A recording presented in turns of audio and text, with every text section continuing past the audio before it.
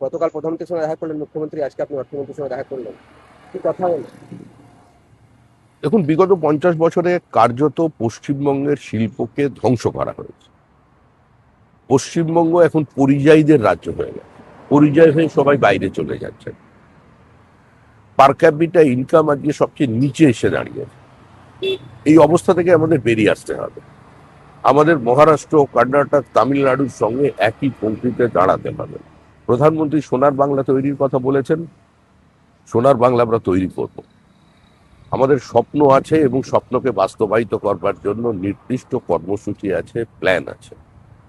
নির্মলাজি পশ্চিমবঙ্গ এই অর্থনৈতিক অবস্থা থেকে কি করে তার উত্তরণের পথ দেখাতে পারেন সে সম্পর্কে তিনি অভিহিত আছেন এবং তিনি বিশ্বাস করেন এই অবস্থা থেকে বেরিয়ে আসা সম্ভব। বাংলার শ্রীহীন অবস্থা থেকে রাজ্যকে বার করে আনা সম্ভব।